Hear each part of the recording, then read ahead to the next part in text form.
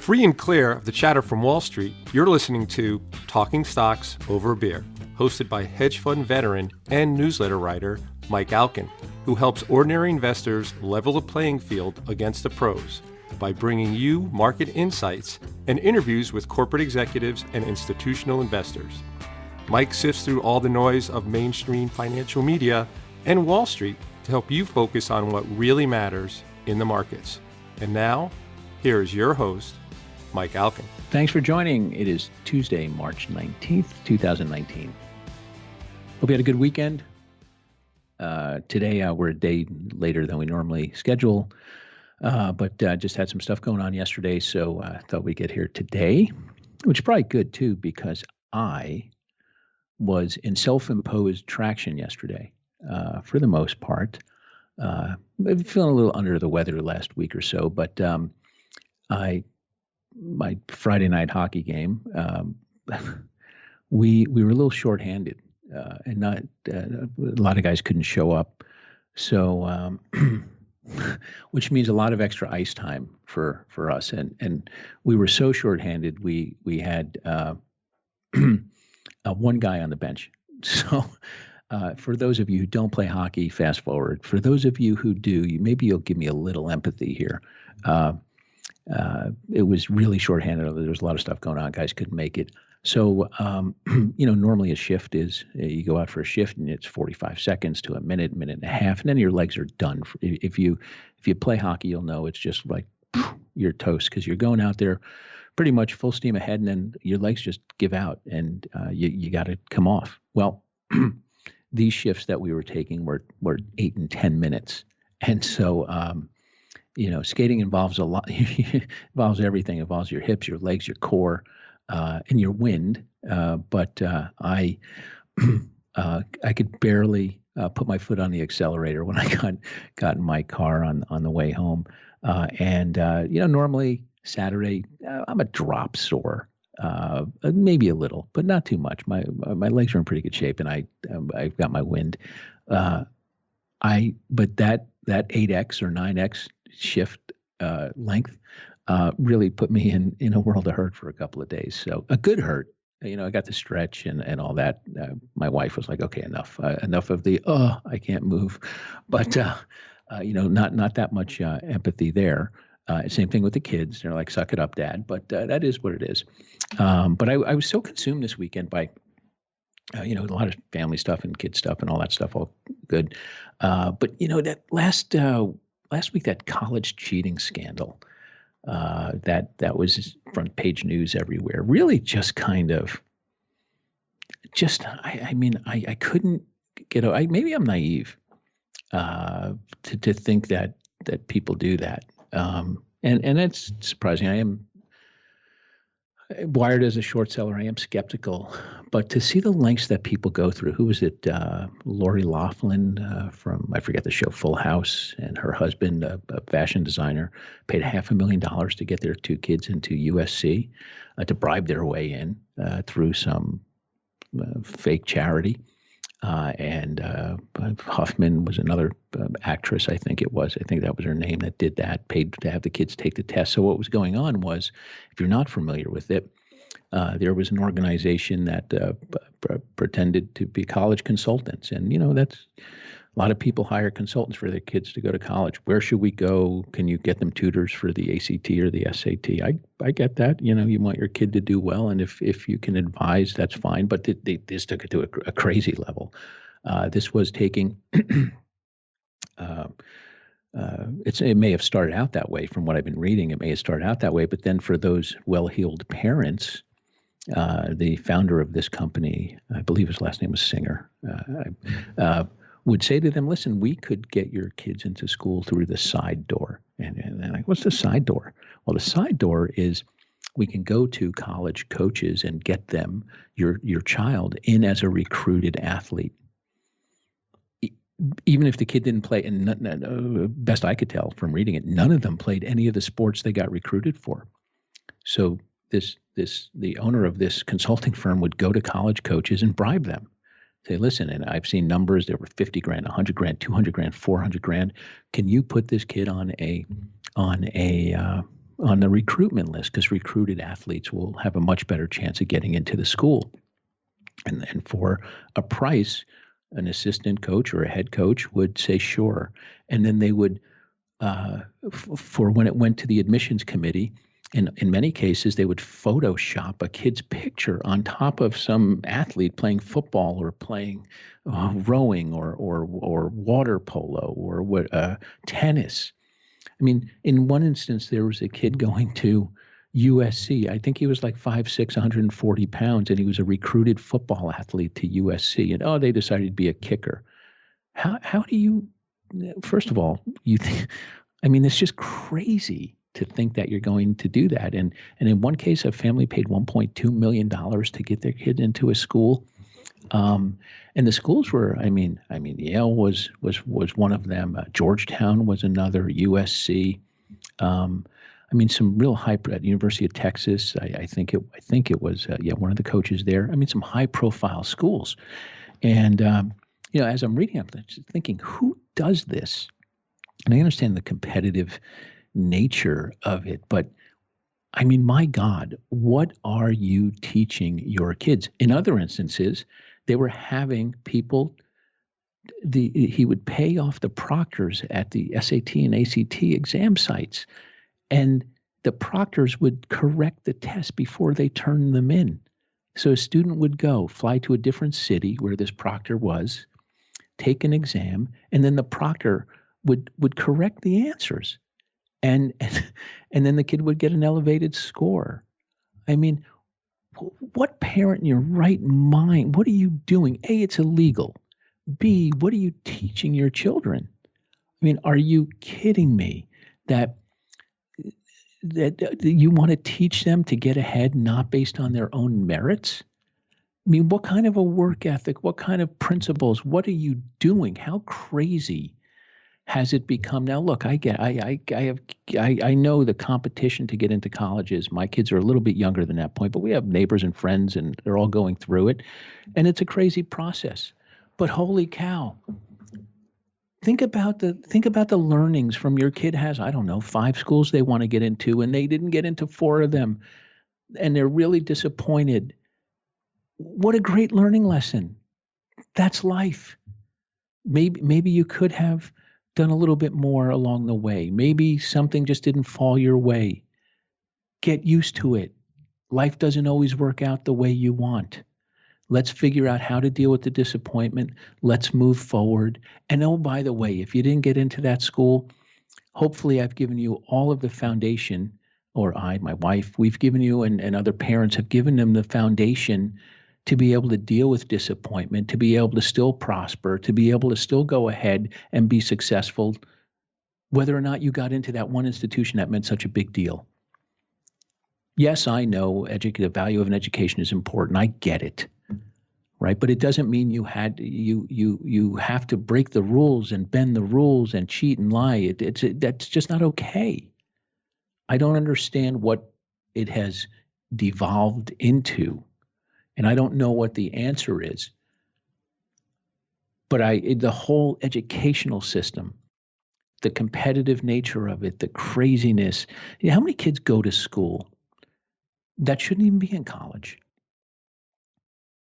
One of the things I think about, when I did the for-profit education space as a short 2 times over the last 20 years, it always struck me. One of the things I noticed is that kids kept racking up more and more student debt, because Title IV, what gives them the ability to get the monies and grants and loans, just kept increasing and increasing and increasing, and everyone's got to go to college. If you don't go to college, you're a failure and you don't get ahead. Well, think of how many kids don't have the interest, the aptitude, or are better suited to do something else. And rather than going out and strapping parents with massive amounts of debt, or strapping themselves to go get a degree that may or may not mean anything to them, maybe they're really gifted at a vocation, and maybe their time would have been better spent going to a vocation and starting a business. I was talking to somebody a couple of days ago, one of my neighbors, and And he said, I could see with my 4 kids, he said, I think 2 of them will wind up in vocational school, 2 of them wind up in college. And he said, 2 of them really have a great aptitude for plumbing.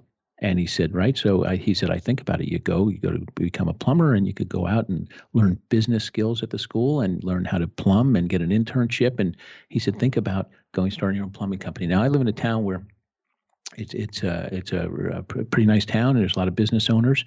And I think of some of the guys who own the electric companies, the construction companies, the plumbing companies, really smart, entrepreneurial guys.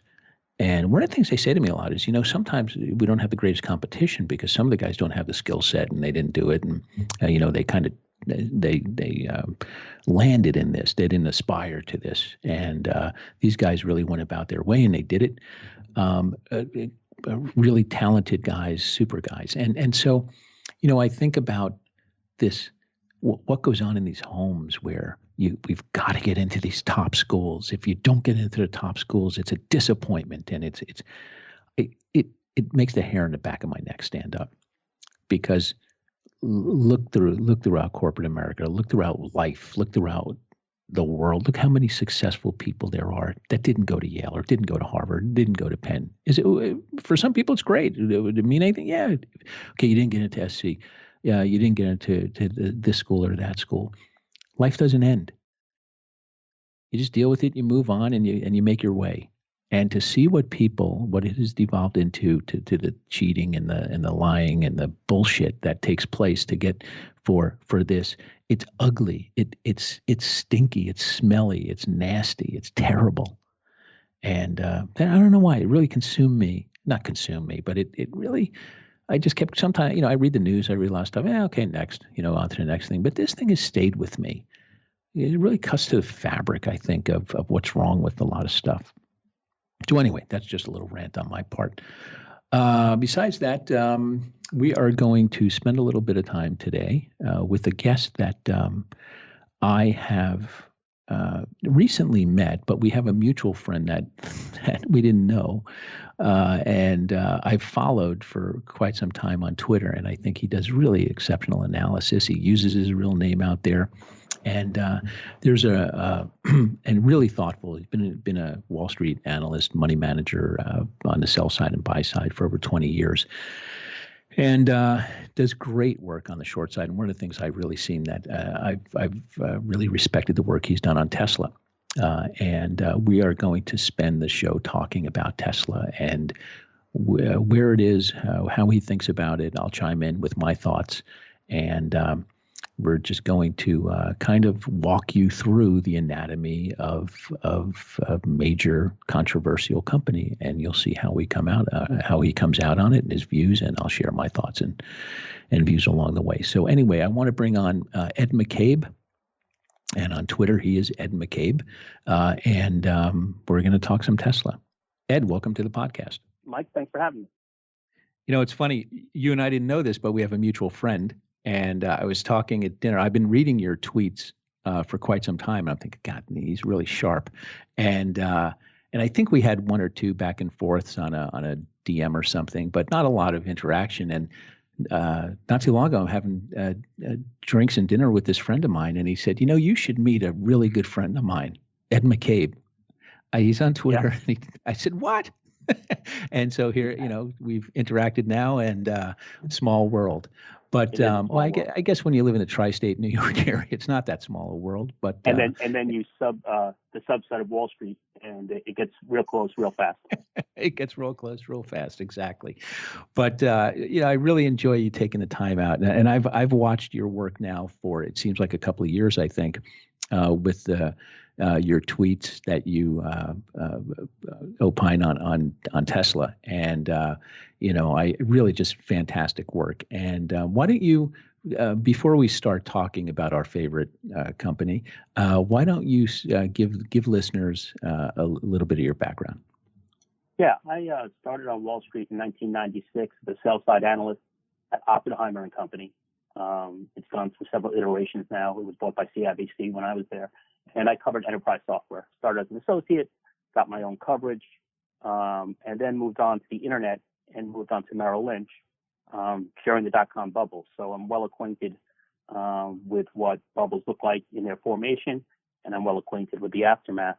So, some of that background has relevancy to what's going on here with Tesla.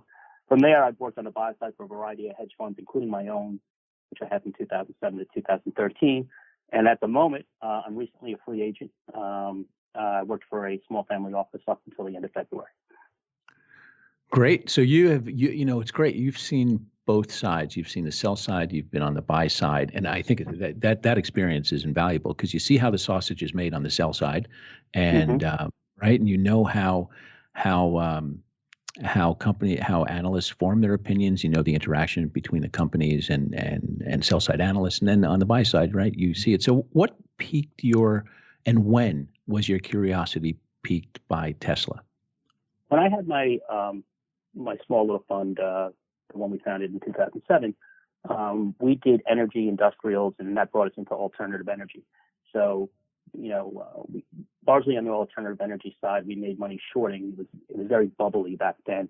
Oil was skyrocketing, and these stocks in large part traded with oil, and a lot of them were very bad businesses, at least in my estimation. First Solar, Solar City, a little later, Sun Power. I shouldn't say they were very bad businesses. Some of them were just highly overvalued. Yep. And, but anyway, so, we'd go to these conferences, and I did go to this conference where Tesla as a private company was presenting, 10 years ago, or maybe a little more now. And I went to the meeting because it was just fascinating to think that I was going to see the first new car company in America in over 100 years, and that it was going to be electric. And obviously it wasn't investable for us because we only did public companies, but just wanted to see what was going on. I knew Musk's history, and, he had, and he was known from PayPal and other things. So anyway, I went in and saw it, and that's the first time I got introduced to it. Was he presenting at the time? Yeah, he was. What do you think? Yeah, similar to what I think now. And I'm not saying this critically. There's some people who present well. It's a skill, and I don't find him a particularly strong presenter. I'm probably maniacal about preparation, and he probably has to be beat by several IQ points. So he probably thinks he doesn't need the preparation, and it comes across to me. But listen, if you're, I don't think that's terribly important. But But anyway, it was a science project at the time, so it's hard for me to refute anything. Yeah, sure. No, absolutely. I mean, so when I think of companies in the last 30, 40 years that have had profound effects on how people's lives are changed, whether it be medicine or technology or anything else, nothing that I can think of approaches the status that Tesla and Musk have achieved. And, I guess, I don't know, right? You see, for years, I guess it's been this rebellious combativeness, and he's crafted this me and Tesla against the world, David versus Goliath scenario, and he really is a gifted orator. I mean, albeit in his own stumbling, bumbly, aw shucks manner that we were just saying, he's not prepared. Right. But I think that almost kind of endears him to people. And it's netted him these tens of millions of fans around the world who think and hail him as a genius through his monumental efforts and brains in saving the planet. And it's got these loyal worshipers that, think he can do no wrong, this mythical cult-like image that he's created. And, my background is for many years as a short seller, and I run a nuclear power uranium mining hedge fund right now. So electric vehicles are interesting to me. And for me, I'd like to see EVs take over the world because solar and wind aren't going to power those vehicles. Right, that's not happening anytime soon because of the intermittency and the storage costs. So, for this, if this surge in EVs that is being predicted is great, you need baseload power that delivers electricity when you need it, on time, all the time. And so that nuclear is right in that mix. So, I root on AVs. But when I think about Tesla, I think about Tesla the company, and then Tesla the stock, and then of course Musk is inextricably linked to them. And when I think of the company, I think of a company that's had a 15-year head start in this space, and they developed a nice niche right early on: the Roadster, the Model S, the Model X, high-end quality cars, and ego and ambition got the best of Musk, or it was always part of his fabric. And the decision to become a car for the masses, I think, will cause the company to have fallen victim to financial burden that it just can't get out of. And, I think his really, when people talk about genius, I don't know genius or not. I think his real genius is his ability to raise money and separate money from investors. And I think that's ultimately, because of that skill set, going to lead to the downfall, because I think he just bit off more than he can chew. So what I'd like to do is talk about, put our conversation into buckets today. And I'd like to talk about, so we kind of touch on all the different aspects of it. I'd like to talk about the demand side, the supply, production, the financials. We're going to talk about the legal quagmire that Musk and Tesla find themselves in now. We'll touch on Eli's personal financial situation to the best you could cobble it together, the management and whatnot. But let's start out with how the narrative has evolved and the importance that Musk has put on production and the focus and the reason for production, which enables him to raise capital. And because if we could produce these cars, all we need is money. Talk about how you view both their production capabilities and the importance of production when it comes to the capital structure. Right. Well, I mean, there's a lot of issues that could take this company out. Silver bullets. DOJ, SEC, any host of things. But the overlying thesis, I think, that is most important is not production. It's demand. And almost from the get-go, the sell side, the cultists who own the stock, were sold on the concept that there was unlimited demand for the car. Well, the concept that there's unlimited demand for anything other than somebody giving away money is faulty. Sign me up. With. The idea that an electric car, which is a tiny fraction of all the cars produced and sold, would have unlimited demand was ridiculous to begin with. But it was swallowed hook, line, and sinker by the believers. And once you had that locked away as a narrative, then you could just sell the story on our only constraint is production. And you know what? Stocks I cover where the issue is production is always a good story long term. It just means they can't handle demand. Well, you'll figure that out. Although Musk has not, and Tesla really has not. But anyway, that was the narrative for a very long time.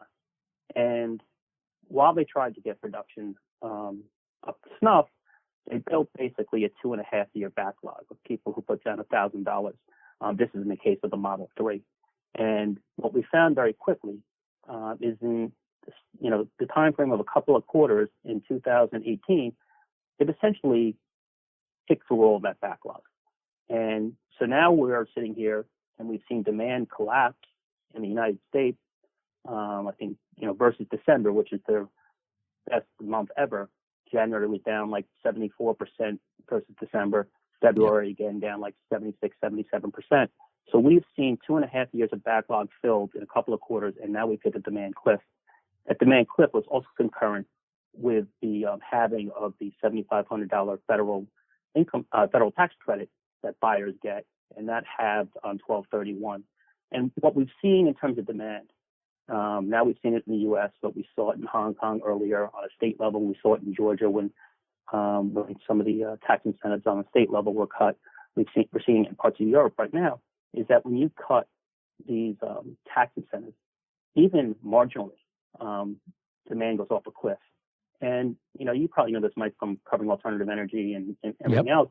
I mean, there's a period of time where, Germany was the biggest solar market in the world, and it has the irradiance of Providence. Why did that happen? Because the incentives were so good back then that people installed as much as they could, and then they cut those incentives, and that market collapsed. I don't think this is much different. It's interesting too that Model 3 waitlist 2.5 years ago or so. That car was promised at a $35,000 mass market, less the $7,500 federal tax credit, and here you're looking at a $27,500 vehicle. and that was the claim. And as we saw over the last couple of years, they were selling $50,000-$60,000 Model 3s. And what's your take on the ability? I know now they've come out with the 35,000, but we've seen so many people waiting, and all of a sudden, as we start to get into the third and fourth quarter, where it was, Musk talked about delivery hell, because there was so much going on in the third quarter, where the company, in an interview, he said that they were actually weeks away from closing the doors, essentially, to putting up the best quarter they ever had financially. But they were talk about how you think the third and fourth quarter, which showed profits for the company, evolved, and why all of a sudden. Because a lot of people say to me, "Well, what do you mean that demand fell off a cliff? I don't understand it. They just had all of these massive deliveries in the third and fourth quarter. Isn't that working into the waiting list?" Talk to listeners about why you think that's not the case. Yeah, well, I mean, the third quarter is interesting in a lot of ways, and you touched on a couple of things.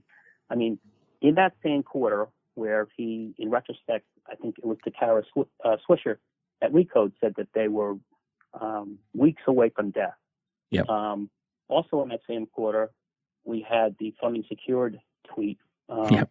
And also in that same quarter, we ended up having the most profitable quarter the company will probably ever have. So in the space of 90 days, we almost went out of business. We committed the biggest securities fraud in my career. And then we put up the most profitable quarter. We went from being the least efficient car manufacturer in the world to the most efficient, or around there. So, how did that happen? Well, it happened for a few reasons. One is he cherry-picked the highest priced people on the waiting list in those quarters.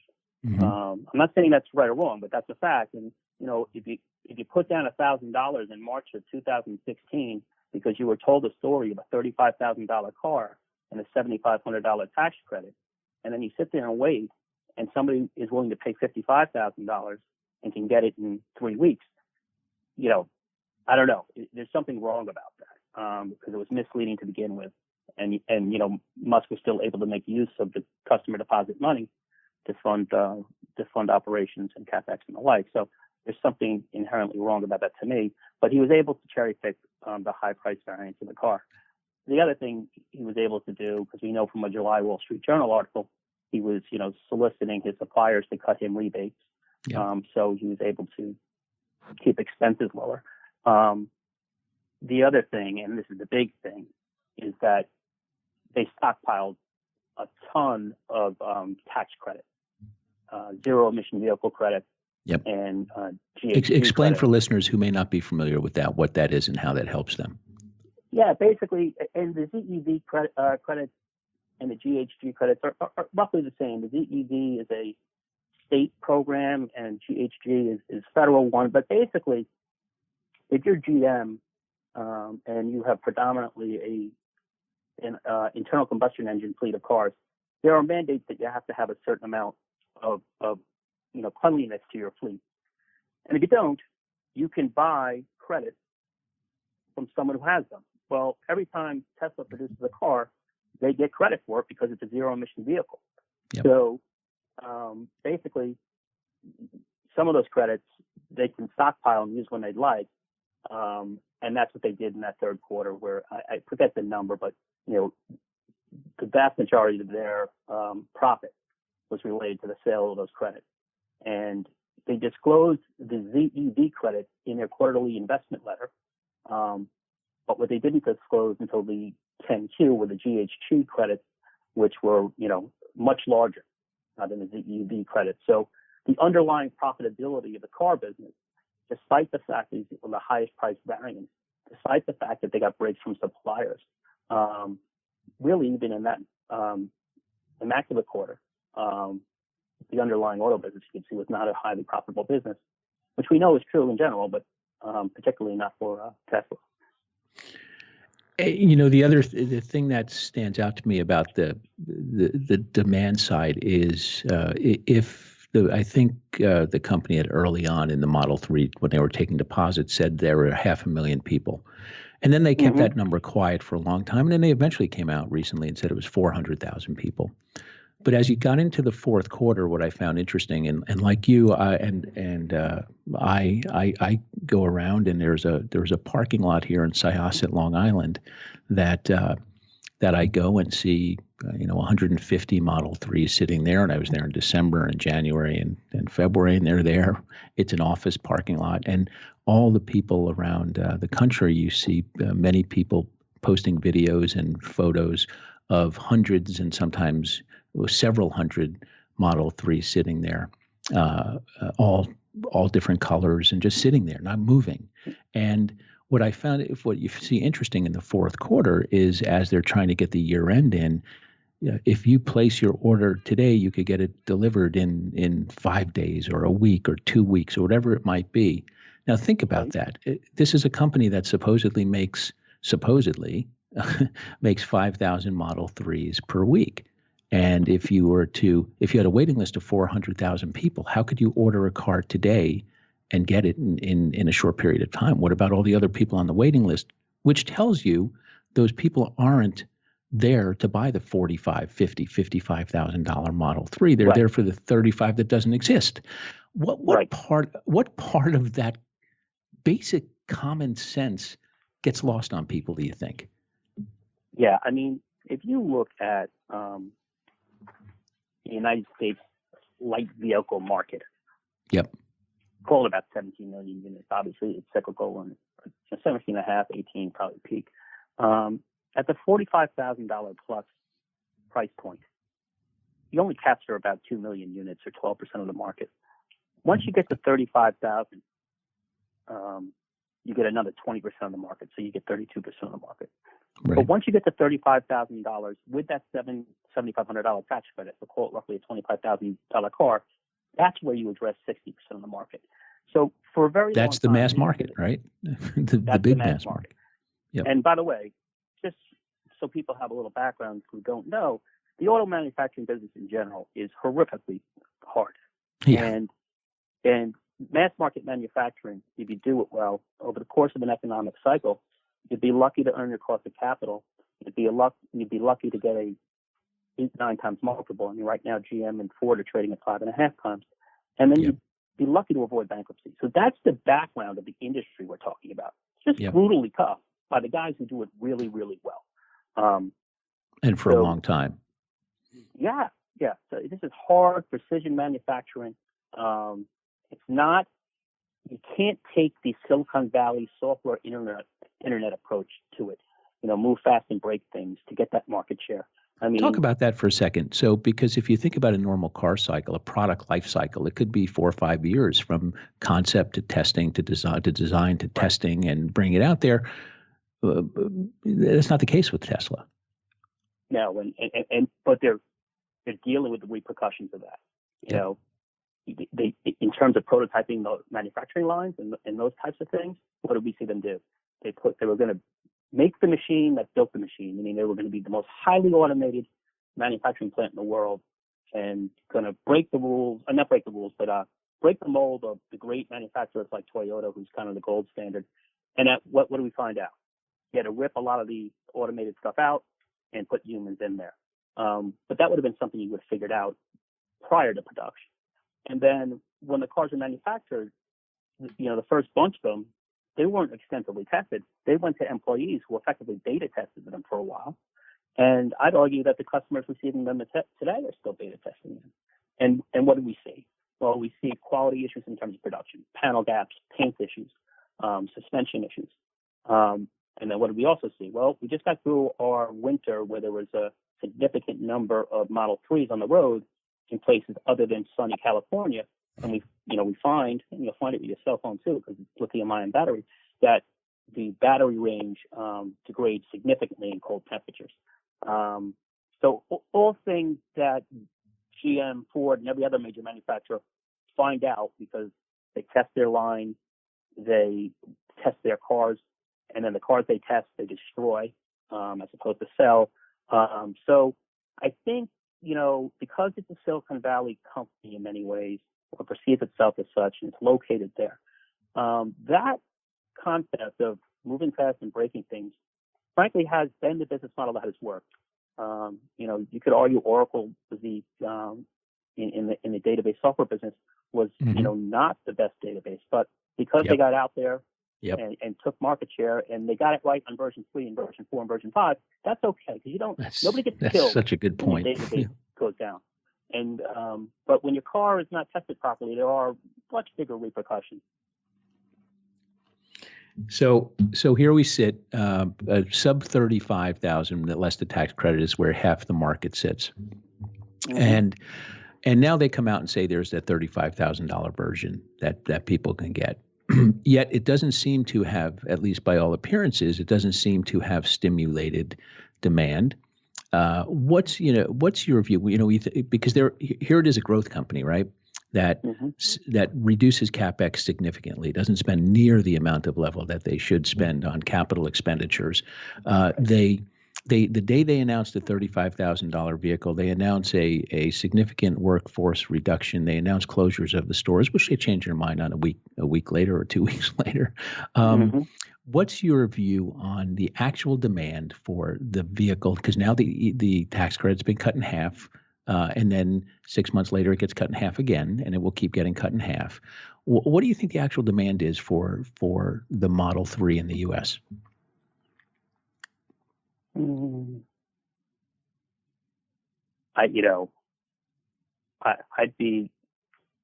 Musk thinks it's 350 to 500,000. I think it's below 350 to me, and which with Musk, of course, it's going to be below his range. But I just think, and part of it, to be honest, here's the other issue. The brand is the strongest thing that Tesla had. And Tesla's not good at manufacturing, but now we've learned they're not good at service. They're not good at having parts out there. So the one thing that Tesla had, this kind of stellar brand, this aspirational brand, they've done all the things you can do to kill it, which is again the quality, the service, the lack or the underinvested in charger network, which is important. And then they've done what you can do to kill a premium brand. If you think about Rolex, it's an aspirational, prestigious brand, and the way Rolex could destroy its brand, and they retain their value. The way Rolex could destroy its brand is to offer a watch equivalent to Timex. And you can buy the Rolex that's like a Timex. The high-end Rolex doesn't hold the same prestige. And I think, to your point, going to the mass market, there's many reasons why it wasn't a good idea, but that was one of the major reasons. Because I think Tesla could have aspired to be a high-end niche auto manufacturer, and that's where they should have stayed.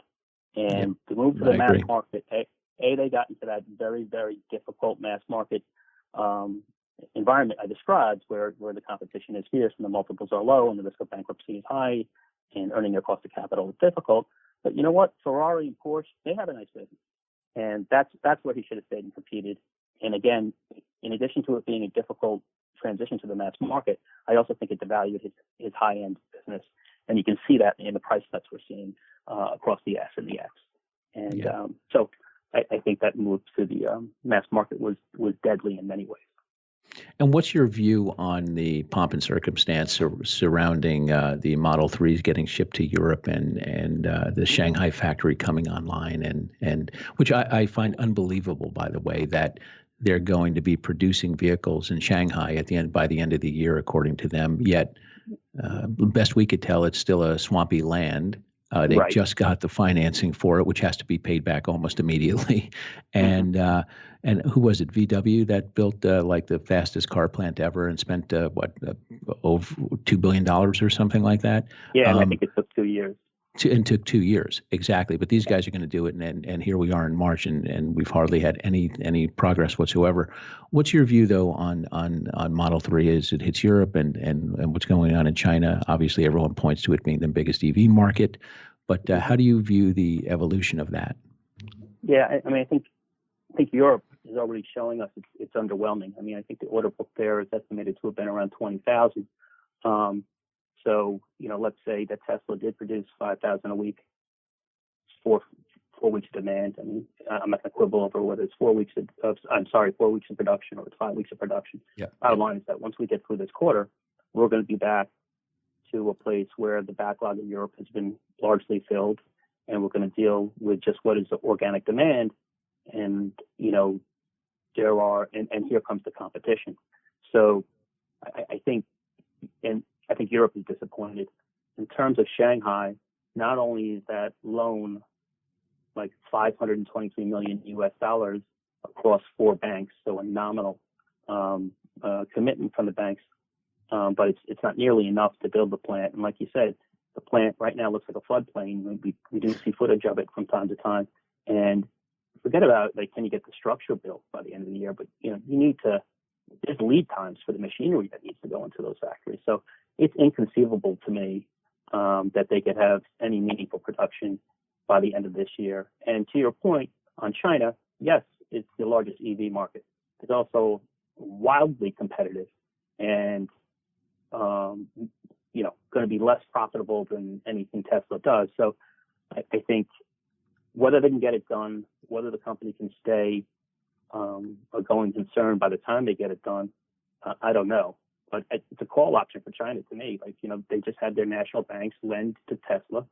And if it doesn't work for Tesla, they'll have a 3/4 built plant that NIO will take over, or one of their domestic companies. So I see it as kind of a low risk maneuver for China and an unlikely success for Tesla. One of the things that has always fascinated me about the Tesla story is how Elon has focused everyone on production. And and it was the 5,000 a week, and it goes back, and it just woefully missed. And the thing that you've been around in this business a long time, as have I. Good news gets the stock price rewarded, and up until very recently, bad news, the stock price even goes up. And when you think about a company over the years where it's had so much capital raised, so much leverage, has production targets. And I'm not even talking within a country mile, they don't get met, yet people don't care. How do you process that? And what do you think drives that? Yeah, I think that is changing. I think that's permanently changed now. Yeah, I agree. Because this is now a broken growth story. So the people who owned it, I think, did believe or want to believe that there was insatiable demand and the only constraint was production. So they did believe that. Now, they will see in Q1 that story is broken, and they will see Q2 is going to be worse than Q1. And that's going to be a hard time for the growth guys to go in front of their investment committee and tell this open-ended story. The other thing that was part of the call option on this, and a large part of some of the sell-side analysts' price targets, was this Tesla mobility, or autonomous vehicle, and the ability to use your car to generate revenue for yourself. And what we found is, because of the underinvestment in R&D and CapEx, that Tesla is nowhere on autonomous driving, despite what Musk may say nowhere, but Navigant just put out their kind of ranking of 18 participants here, and they've got Tesla, I think, 17th or 18th. Yeah. So I think the idea of unlimited demand, I think the idea of the autonomous potential autonomous vehicle, and then I think the other part is that, and I don't mean to say this to sound dismissive or disrespectful, but this is a cult, and a lot of the cult is financially illiterate. They certainly don't understand valuation.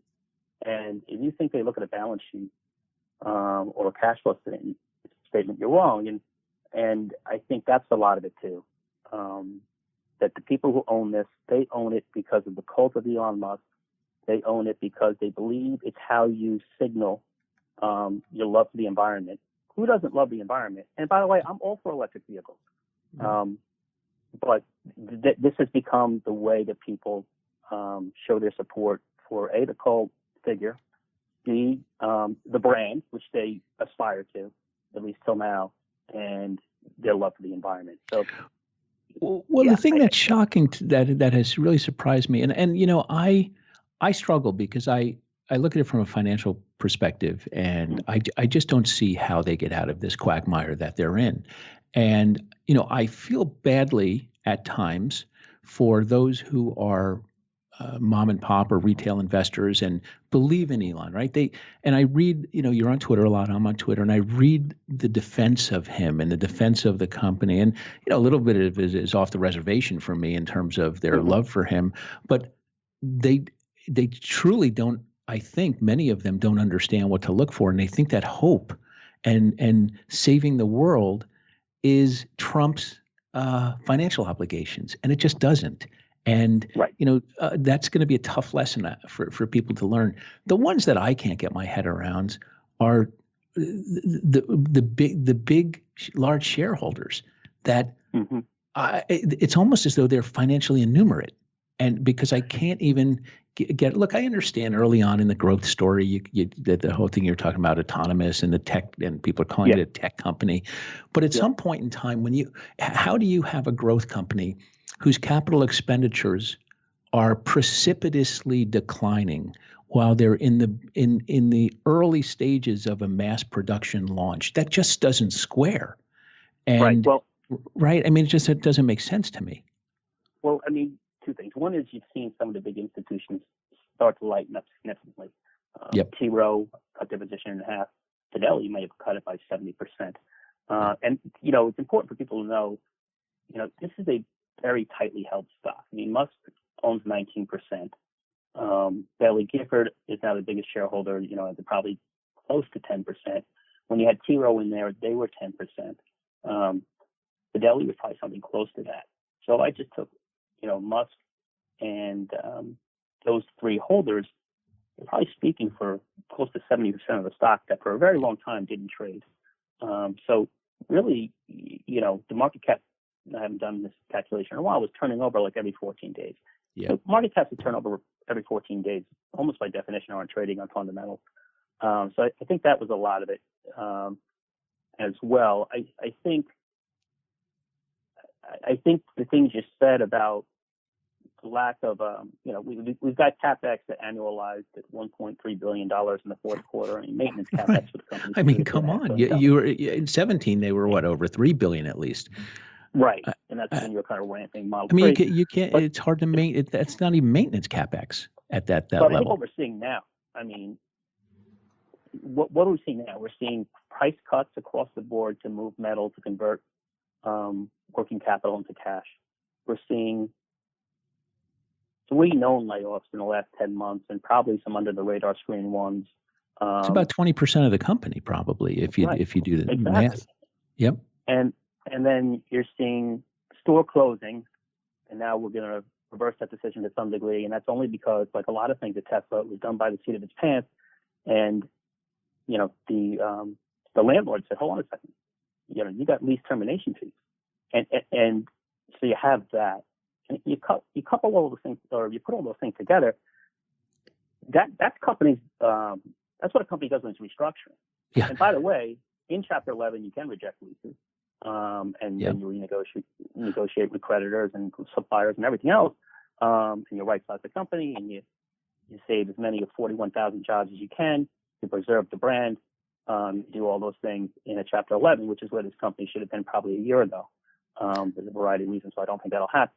But, but to your point of how do you go in and talk to your PM or in front of your investment committee and continue to pitch the same narrative for Tesla, you can't.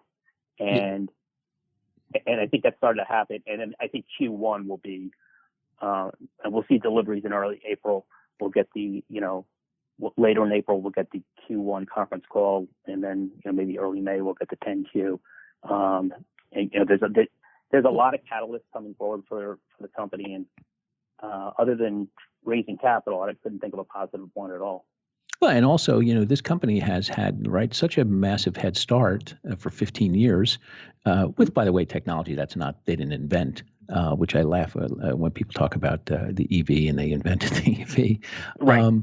Right. But the thing that I think it seems when I talk to bulls, they scoff at the competition that's coming. They have had no competition to speak of for all this time. And like I said, the S and the X, cool cars. I've been in them. My friends have them. Yep, great.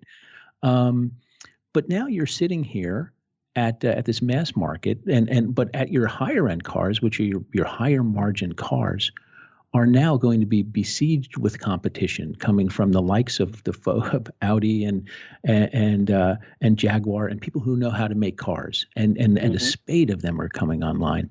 Well, what's your view, right? So we're talking Model 3. What do you think happens to the higher margin cars that we've already been starting to see a decline in growth rates? But how do you think that plays out for the S and the X? Yeah, I mean. And by the way, all this emerging competition will have the benefit of that $7,500 tax credit. Exactly.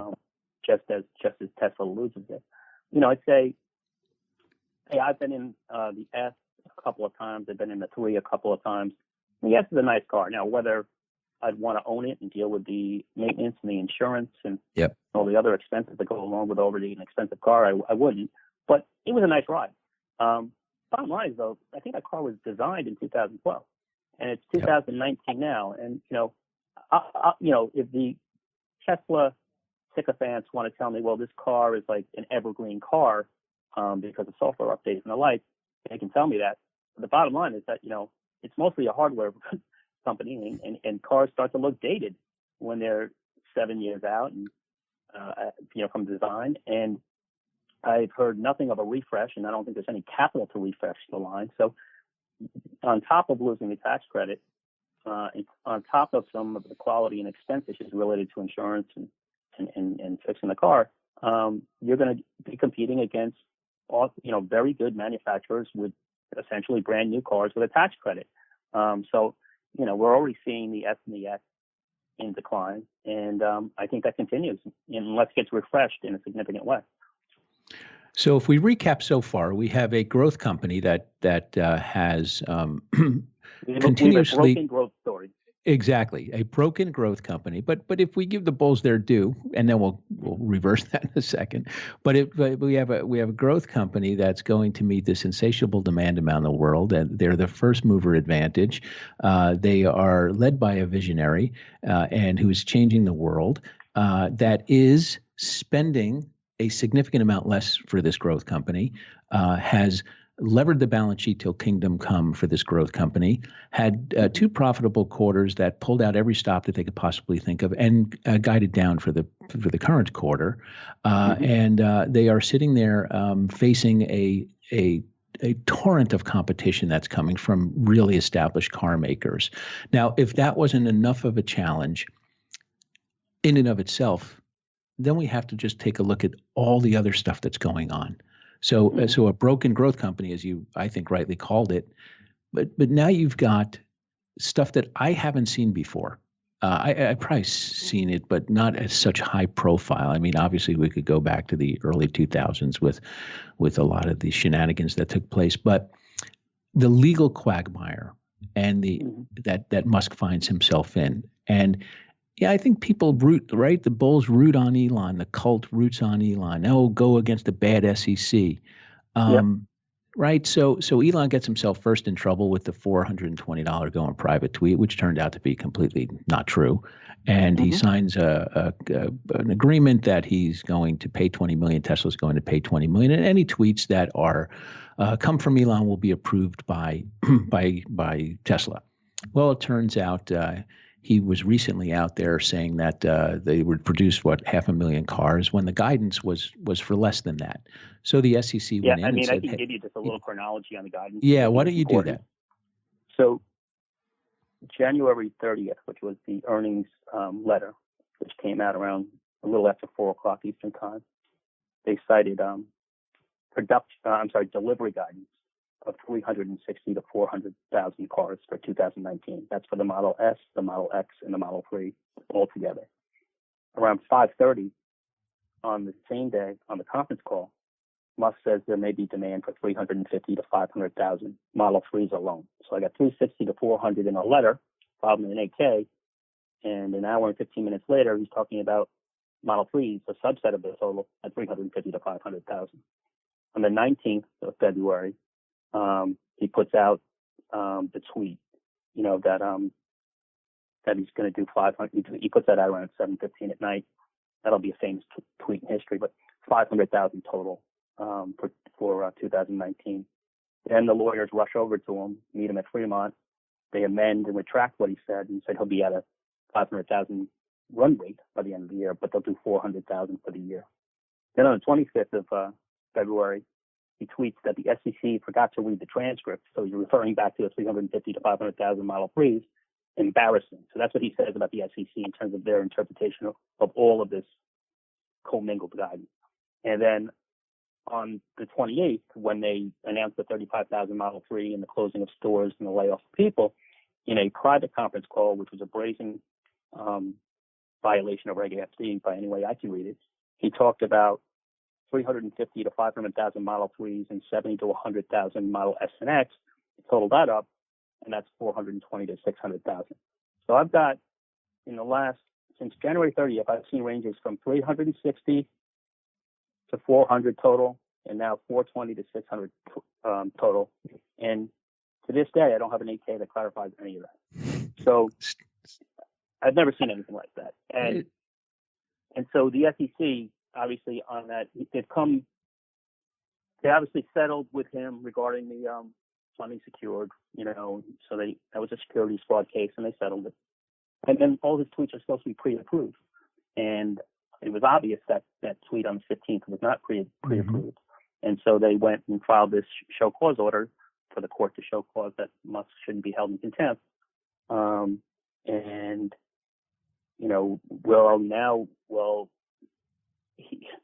They filed the show cause order. He responded, made some novel and ridiculous arguments that, we learned in that, none of his tweets been pre-approved. Yeah. I think the SEC was generous in that they only went after Musk and they did not name Tesla, because Tesla easily could be held in contempt for not implementing what they promised the court they would do. And, there may be very tactical and strategic reasons as to why they're kind of going after one and not the other. And then Musk argued that, he would only get the tweet approved if he deemed it as possibly material. Well, that was in complete violation of the agreement he signed. And then he said that, his First Amendment rights were being violated. The SEC saw that response to their show cause order and said, hold on a second, these are new factual assertions. So last night they filed, and what they did there was kind of interesting to me. They again reiterated there was no pre-approval of any tweets. Then they went on to cite 10 examples of other tweets that had been made that hadn't been pre-approved. And then there was a footnote in there where they said they also contacted Tesla. So they contacted Musk and Tesla because they were concerned about Tesla's compliance with the final judgment, the order that the settlement they agreed to. So, are you starting to invoke Tesla in this now? Now, the thing that was absent from this filing from the SEC last night was that they did not ask for a director and officer ban. I'm not a lawyer, so I'm not going to try to read between the lines too much here. Right. But I would just keep in mind that, it's not only the SEC that's scrutinizing this company. And it's not just related to funding secure. It's also related to production guidance in the past. Right? Yep. This company raised capital, a $1.8 billion high yield offering in late November. And that was marketed based on the concept that they could get to 5,000 a week by the end of 2017. This is Model 3, and 10,000 a week by the end of 2018. But the Department of Justice is also investigating both those issues, funding secured and the production guidance. And, I'll tell you what, I know where they're going to go with this, the justice, if they're going to pursue it. And they've been in there a while. They're going to say, well, if you're going to do 5,000 a week at the end of 17, you better show me and you better be able to prove that you had production capacity. And if it's going to be 5,000 a week, well, you better have 20,000 tires on their way. And the same thing goes for 2018. And there's a private lawsuit out there, Wackos versus Tesla, private litigation. And, there's like 12 former employees who are attesting to the fact that there was no chance they could hit those production targets. So all I'm saying is production guidance was his issue, already being investigated by both the SEC and the Department of Justice. And now I just gave you all of the issues he had with production guidance just in the last month. I mean, this would be the most hot-button issue for me if I was him. If there was an issue I was going to be most careful about, it would be this. And he just brazenly disregarded the whole order. So I don't know how Judge Nathan reacts. But basically, the SEC threw it in her lap last night and said, we're not going to recommend because that's kind of what will often happen. The SEC will suggest to the judge what they should do, or they'll request something. They didn't. And I don't know if that means, hey, Judge Nathan, we can't control this guy. He's violating your order. He's in contempt of court. He's not in contempt of the SEC. And we're punting it to you. I don't know how this will work out. But the one thing that's clear is that, and, listen, last time he was going to fight, the stock went down on a Friday, and he settled on a Saturday. So he's often, very defiant to start with. But it really does seem like he's laid down the gauntlet now, that he's going to fight this. Now, why might he fight it? I don't know. But why, if you think about one of the things that I just can't get my head around is, here he is talking on the Recode podcast he had mentioned, and saying that they were weeks away. It was really, cash flow hell essentially. That's my term. But they were on death's door to putting up those quarters we just talked about earlier. But he could have at any point in time gone out and raised $5, $6, $7 billion. And I think at one point in time, investors would have looked right past that dilution that came from that. And he didn't do it. And here we fast forward to today. I mean, look, the deliveries for January and February, they're right falling off a cliff.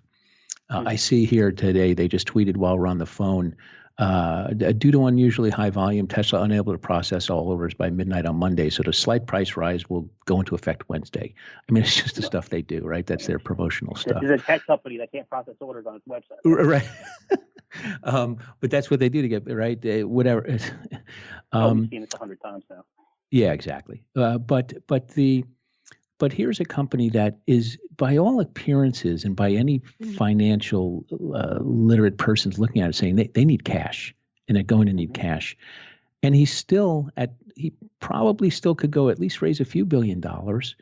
Why take on the people who are going to decide whether or not you can go do that, whether or not you can get approved to do that, the SEC? What is the point of him fighting like that? And why not just go make it easier on yourself and raise capital? Yeah, I mean, I'd say two things. One is that if I were advising him, this is not legal advice, this is just common sense advice.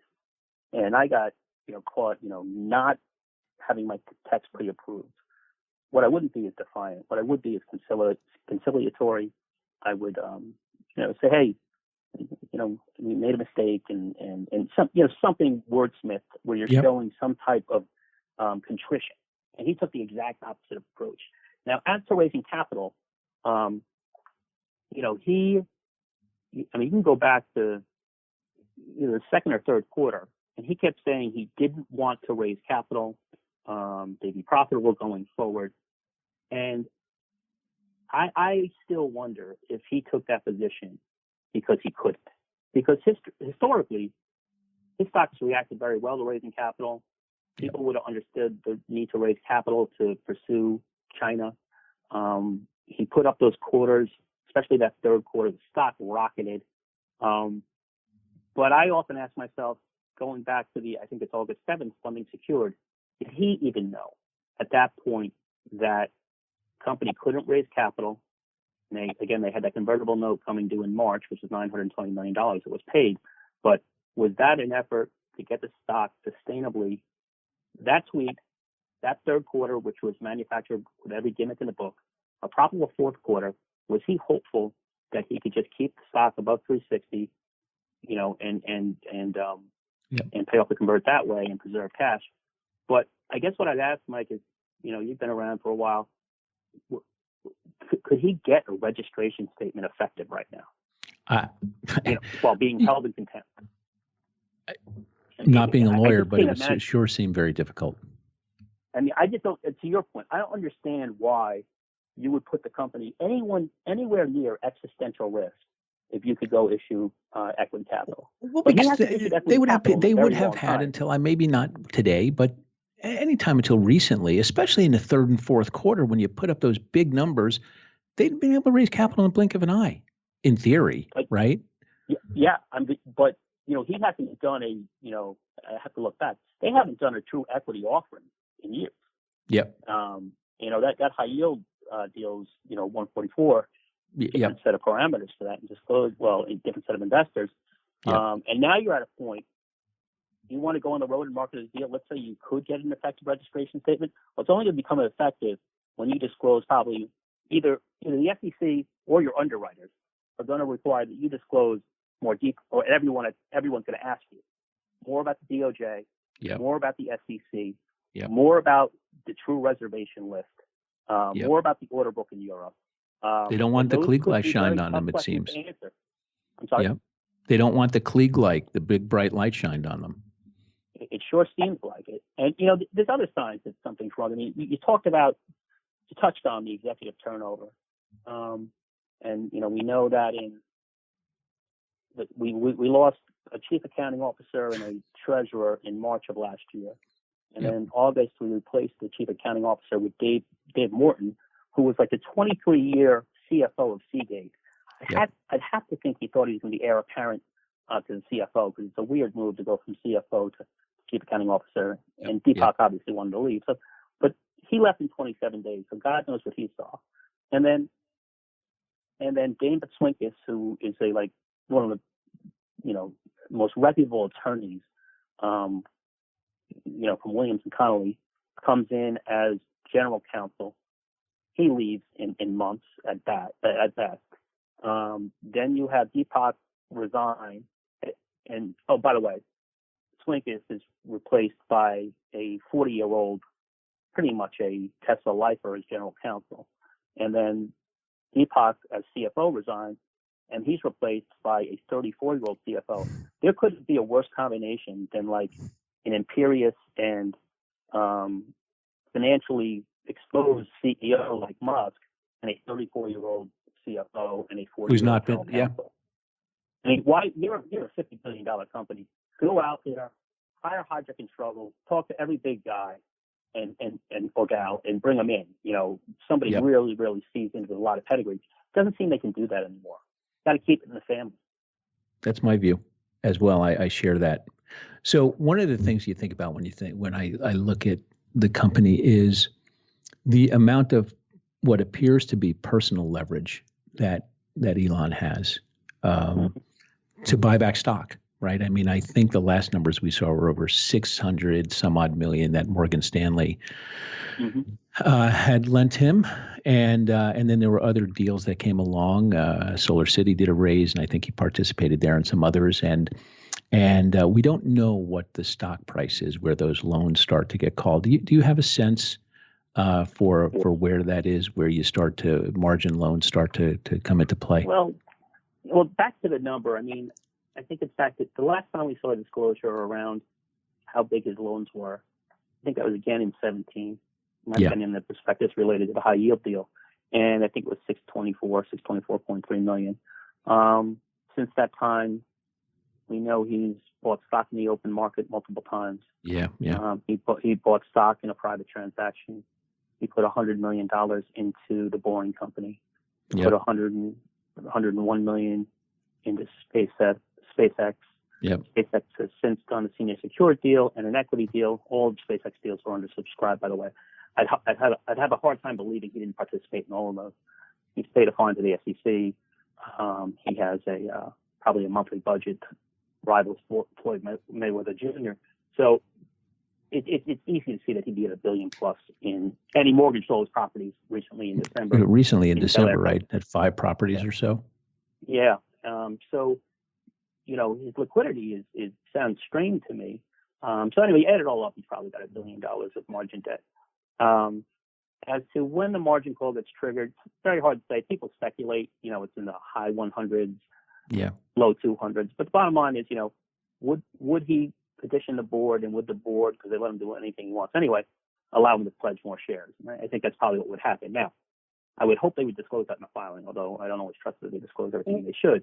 And I think that would alarm the market to some degree. Well, let's go back to what you said earlier, though. You used the term public restructuring, and the cutting prices, increasing the ABL line, all the stuff that you would see, like he's just trying to generate cash. And so as the guy who makes as the CEO of the company, and having so much at personal risk, if he were to file, I mean, think about he could get wiped out. And so think about the impact that has on his decision making. And you could say, well, the board is there to protect him. Are they? I don't know. I mean, what have they done so far? I mean, the board protects shareholders.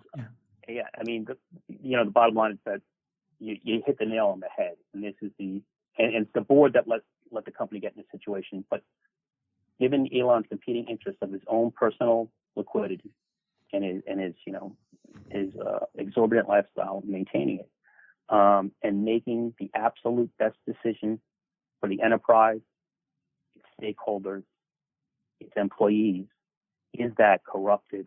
And I don't mean corrupt like necessarily, even if it's subconsciously. Now it is the board that should step in, and it may be getting close to that time. It's just a question. The board is so insider at this point, and Kimball is his brother, and Antonio Gracias is one of his best friends, and Gracias is an investor in SpaceX, he's an investor in original investor in Tesla, and and Musk has money with Gracias's venture capital fund. Larry Ellison is an old buddy who used to race McLarens with. There are some people who might genuinely be independent, like Murdoch and Linda Johnson Rice and Kathleen Wilson Thompson. But the bottom line is that this board has been feckless. It's done nothing.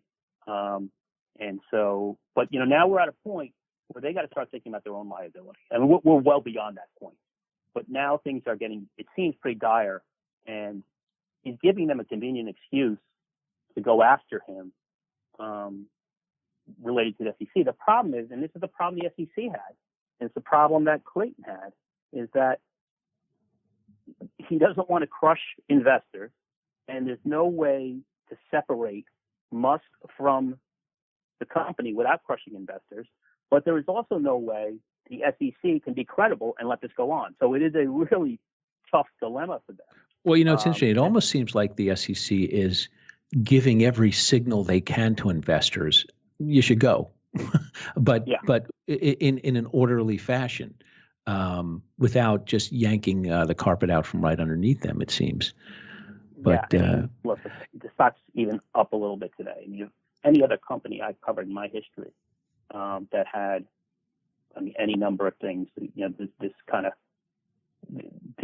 restructuring without the protection of bankruptcy, the loss of the general counsel overnight, the loss of all these financial executives. There's so many things where I woke up and I said, if this was a normal company, it'd be down 20%. And yesterday, it was more damning stuff from the SEC toward Musk, and the stock's up. So, and it's funny, you can track like on Fidelity, and you track on another website that tracks Robinhood, which are all good proxies for individual investors. The account holders on Robinhood are an all-time high right now for Tesla. So that's amazing. Think about if you think about all the bad news we've received since the layoffs of January, I think it was 18th, right?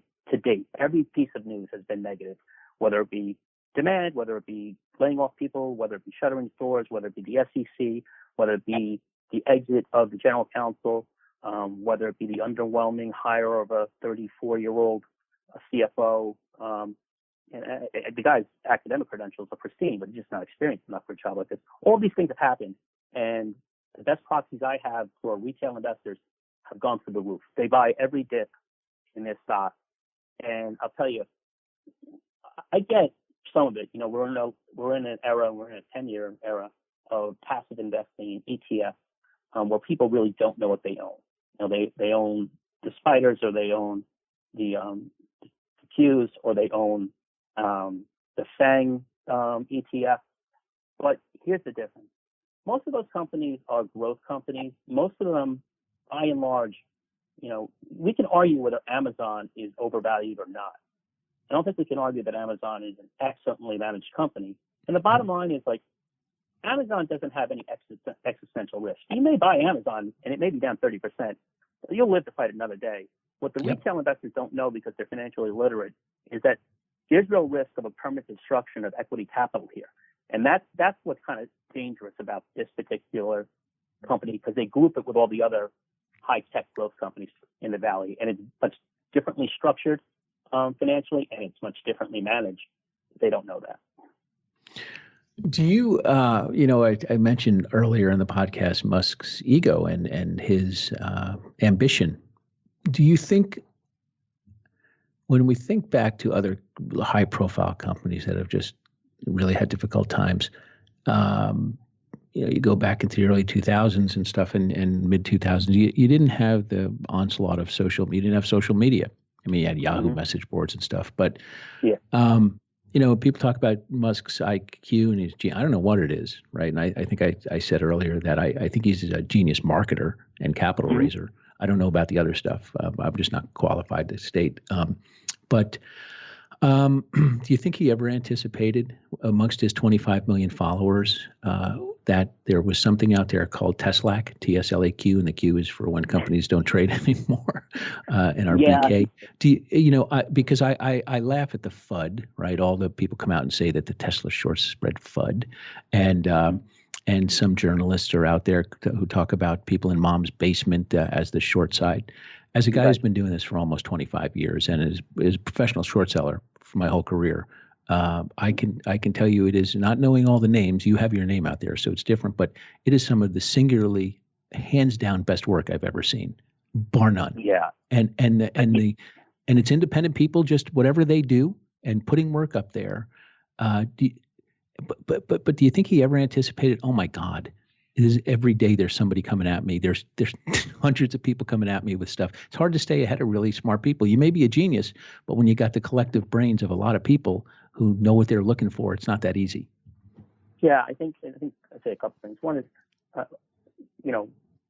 Musk, I'm sure there's some genius in him, but there's a lot of deficiencies in him, and I think one of them is long-term thinking. And you can see in Tesla, it's run week to week now.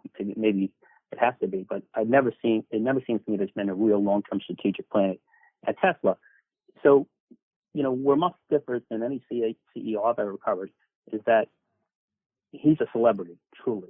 And whether it was because he consulted, to Robert Downey Jr. when he played Tony Stark in Iron Man, or whether it's because he has 25 million Twitter followers, or whether it's because he is this renegade, defiant, cool guy in the eyes of many people. That's where he cultivated this. Now, the Tesla Q part, I agree with you. It's some of the most impressive it's the first crowdsourced research project I've ever seen. Yep. And then it's very much peer reviewed. So, you'll see a guy you can tell is a very smart lawyer make in my eyes, probably a small mistake, and he'll politely, by and large, be corrected on that. So if you're going to go out on Tesla Q and you're going to say something, it needs to be credible. Everyone does their trolling from time to time, but that's not what it's about. And so really what you've done is, if you were a buy-side analyst and you covered this company, and you could be a very good analyst, and you need to wear a lot of hats to be a very good analyst, but it's very hard to be expert in all the disciplines required. It's impossible. Yep. So, there are guys on Tesla Q who are, have legal backgrounds. There are guys on Tesla Q who have auto manufacturing backgrounds. There are guys on Tesla distressed backgrounds, you see. Yep. Distressed backgrounds. I mean, so that crowdsourcing effort is something Musk couldn't have foreseen, and it's more powerful than he could have ever foreseen. And most of the guys are anonymous, which is and for reasons that make sense to me. And but all you have to do is read them and know they're credible. And, that's it. And that's where you talked about the financial numeracy. And look, a retail investor, I get it. They don't know. That's not what they do for a living. But if you are financially numerate and you are a financial analyst and you read this work, it's hands down spectacular. Yet it gets dismissed as FUD, right? I even forget. What does FUD stand for again? I forget. Fear, uncertainty, and doubt. That's right. Fear, uncertainty, and doubt. And it's just joke. And then you have other financial quote advisors who appear on TV all the time who seem like meme accounts on Twitter that just out there, but they reach tens of thousands of people. And it's the craziest company story I've seen in many, many, many years. It's the craziest. And like I said, I saw the .com bust. I've lived through Enron. I lived through WorldCom. Tyco, all the stuff you've seen. And the one thing that's different about Jeff Skilling or Bernie Ebbers or Kozlowski or any of these guys is that they were not celebrities and household names until their companies collapsed. Then they became more infamous and famous. But what's different here, should this stock come under immense pressure, which I think it's destined to do, is that this guy truly he transcends financial markets, and he is a celebrity. He's known in almost every household in this country and around the world. Well, that's a very different place to start from than anything I've ever seen in terms of the arc of the story. And he's created this us against them fear where people want him to win. Listen, it's either big oil, or it's traditional auto manufacturers, or it's short sellers, or it's a saboteur. And you know what it'll be this time? And I don't even know if he may be trying this, which is suicide by cop to me, just taunting the SEC so that when they ask him to exit, he can say, well, I was working to sustainable transport. I was working to help save the earth. And this big bureaucracy screwed it up. Yeah. And that, because that is his psychology. And I'm not a psychiatrist or psychologist, but you watch somebody long enough and this stuff is repeated behavior. And so anyway, there's always somebody else. It's never the fact that the manufacturing lines weren't tested. It's never the fact that the car wasn't tested. It's never the fact that there weren't enough service centers. It's never the fact that there weren't enough superchargers. It will always be somebody else, a third party, an outsider, someone working against him that caused this. If it does not work, then always blame the shorts. Which, as a short seller, and I know that when you hear that, your ears perk up, right? Because how many companies in your career, and I know I've seen it, where there are some short cases against them, and management ignores them, and they go about their business, and they put up the numbers, and they don't even acknowledge it. Yeah. I think it was several years ago, but I think it was Whitney Tilson who I think wrote a very polite and thoughtful letter or blog or something critiquing Netflix. Reed Hastings, he sent it, right? Yeah. Right, and Reed Hastings, I think, responded. I forget if he responded on a call, and referenced it, but politely said, Yep. So here's how we're going to address this issue. And issue number 4. He handled it so beautifully. He said, here's where I think you're wrong. But it was it. Now I can recall Jeff Skilling calling an analyst on a conference call an asshole. I can recall, and that, excuse the language, but that's the exact quote. Yeah. Because the guy asked him why he doesn't print a balance sheet with his earnings report, which is a fair question. I watched Musk go to YouTube because the first question was about whether orders were being converted into configurations for the car. And the second question was about capital needs. He found those questions offensive and immediately went to like a 24-year-old kid on YouTube. When I start to see that thin-skinned behavior, and I see somebody who's obsessed with the shorts, and Dick Fold called out the shorts, that's, to me, and if you're an experienced short seller, those are the type of badges or the types of indicators that would at least catch your ear or cause you to dig in a bit more. I think that's the case here. Well, where there's smoke.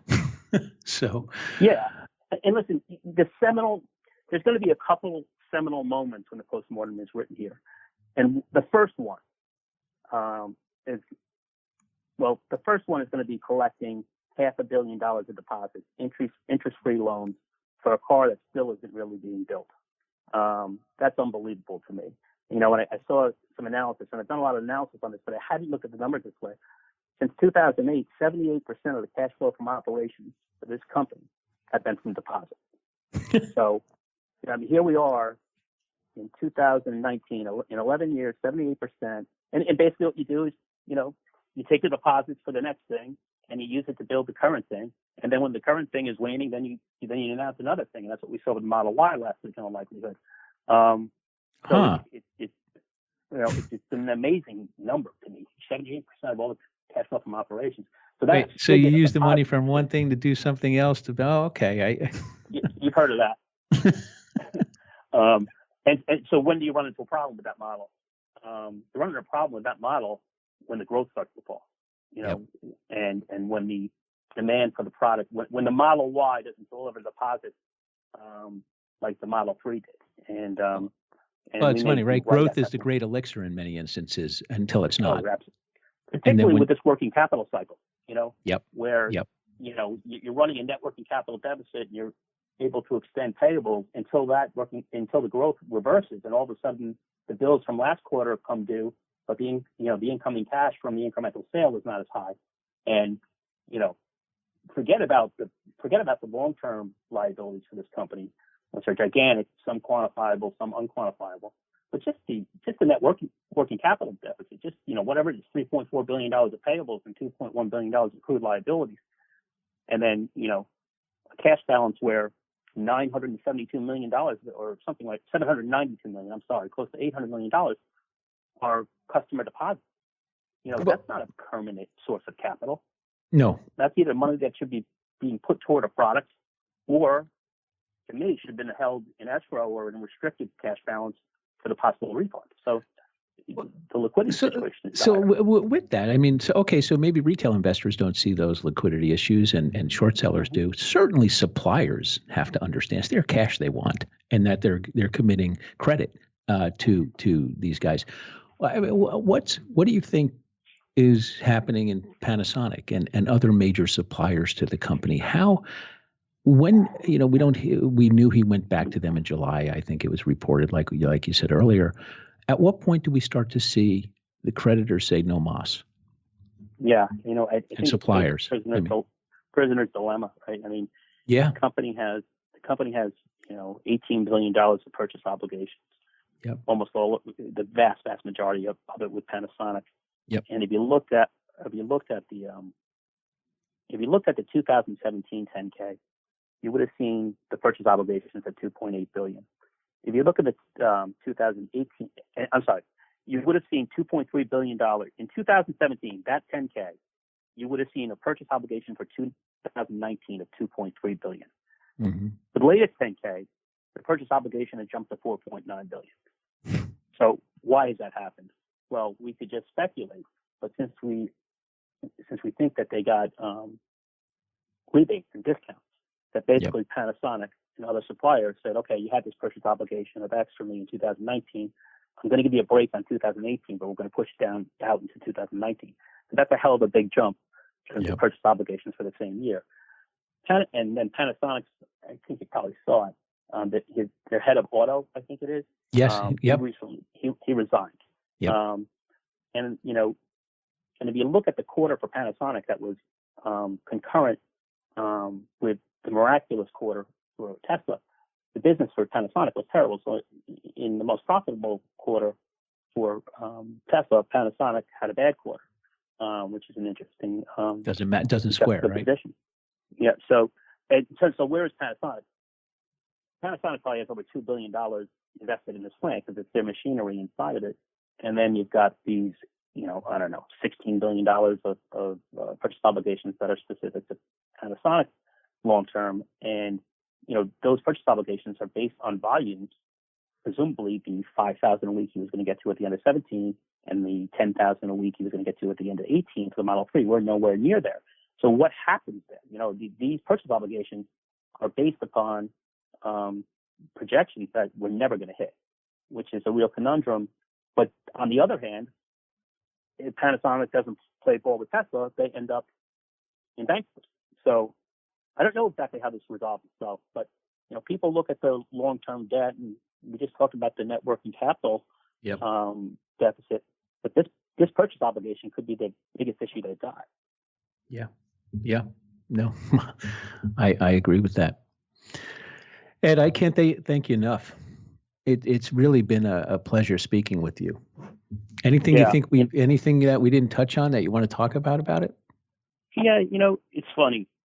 I'll leave you with 3 quotes that I think I'm going to read them to you. Yeah. One is related to it's from the anyone who wants to understand Musk and his background in this company. There's a good biography by Ashley Vance, is the person's name, and it definitely it's even-handed. I'd say probably errs on the side of being more positive, but it does give you a good insight into, or a good look into, Tesla's personality. So in 2008, Kimball had this comment about his brother and the deposits they were taking for the Roadster, and this is referring to Elon using Roadster deposits to keep the company going. And this is what Kimball said: "It just seemed like, holy shit, this thing is going to crater. I was close to bankruptcy," speaking about himself personally. But then he said, "I'm sure Elon would have found a way to make things right. But he definitely took risks that seemed like they could have landed him in jail for using someone else's money." So that's a quote? That's a quote in the book from Kimball about his brother. And obviously, it tells you something about Musk's personality, that he would take that risk, and that his brother thought that risk was so serious that it could end up criminal. But I also like this part that's in there, and it's very much how people view Musk. "I'm sure Elon would have found a way to make things right." And I think that's one of the big problems with this story. It's an end justifies the means story. So if the end is to save the planet, and you're one of those people who that's very important to, you don't care how Elon does it. And frankly, he doesn't care how he does it. And that's why I think you see a lot of these behaviors. Another one, and you may have seen this, he was asked to comment, Musk was Elon, about Solyndra, went bankrupt and defaulted, I think, on a Department of Energy loan. He was asked to comment on the whole debacle, and he said, "The most you could say is that Solyndra executives were too optimistic. They presented a better face to the situation than should have been presented in the final few months. But then, if they didn't do that, it would have become a self-fulfilling prophecy. As soon as the CEO says, I'm not sure we'll survive, you're dead." So anyway, you think about what appearances he may be keeping up, if that was his mentality upon reflecting on Solyndra. And here's the final one. But this is from James Stewart, who wrote that, he had that article, he had that interview in the New York Times with Musk right around funding secured, and Musk was very emotional, moved to tears during the interview. Yep.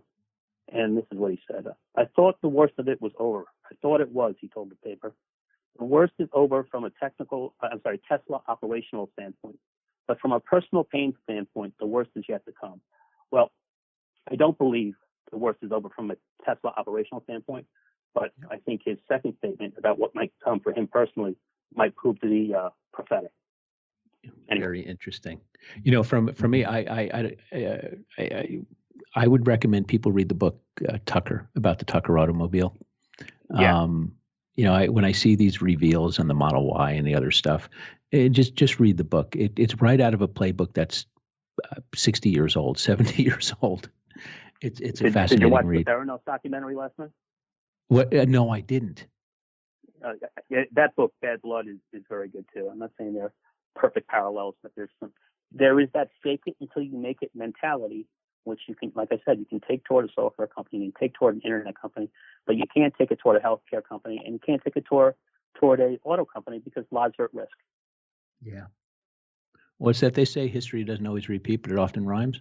It often rhymes. This one's going to make thanks. I really appreciate it. It was great having you on. Oh, yeah, it was a pleasure. Thanks for having me on. Well, I hope you enjoyed listening to my chat with Ed. Really thoughtful, smart guy. Yeah, I know Tesla bulls. We don't get it. Don't understand it. Elon's God. I get it. Spare me. Don't send me the email. I get it. So anyway, I always enjoy talking to guys who really do a deep dive on their research, and you never know what you're going to learn. So we'll be back next week. Look forward to speaking with you then, and have a great week. Thanks.